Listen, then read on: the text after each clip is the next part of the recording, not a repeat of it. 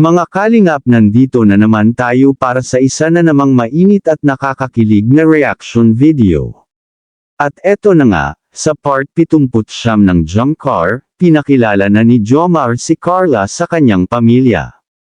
Aba, ito na kaya ang patunay na seryoso na talaga si Jomar?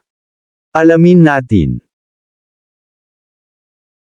Grabe mga kalingap, ito na yung moment na hinihintay ng maraming Jomcar fans. Pero teka lang ha, parang may nangyari dito na hindi natin inaasahan. Nakikita nyo ba yan? Si Jomar, todo smile, proud na proud ipapakilala si Carla sa kanyang pamilya. Si Carla naman, medyo kabado pero ang ganda pa rin. Tingnan nyo naman ang mukha ng nanay at mga tiyahin ni Jomar. Pati mga kapatid niya. Ano kaya iniisip nila? Tanggap kaya nila si Carla? O may duda pa sila? Hala mga kalingap. Mukhang okay naman sa nanay ni Jomar, pero yung nanay niya, parang may gusto pang itanong kay Carla. Aba, eto na nga. Hala mga kalingap, anong nangyari? Bakit parang biglang naghanap ng pagkain si Carla? Ano, may request ka pa? Mango Graham! Mango Graham ko eh. Mango Graham. Oo, joke lang. Baka naglilihin. Ay, mama! Mama! Sinabi ng nanay ni Jomar, parang naglilihi ka, iha. Hala, ha ha ha.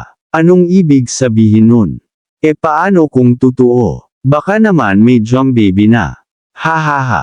Pero teka, baka naman gutom lang si Carla, huwag natin masyadong pangunahan. Pero kita nyo si Carla, parang nahiya bigla. Mga kalingap, anong masasabi nyo rito? Comment nyo nga kung sa tingin nyo, nagkataon lang o may something na talaga. Ha ha ha. Pero in fairness, kahit medyo may awkward moments, mukhang tanggap naman si Carla ng pamilya ni Jomar. So, mukhang isang malaking check na ito para sa Jomcar Love Team. Ang tanong, anong susunod na mangyayari? May plano na kaya si Jomar para sa kanilang future? At anong masasabi ni Carla sa sinabi ng nanay ni Jomar? Abangan natin yan, kaya kung natuwa kayo sa reaction video na ito, huwag kalimutang i-like, i-share, at syempre, mag-subscribe na sa channel natin. Kita-kits ulit sa susunod na Jomcar update. Bye, mga kalingap!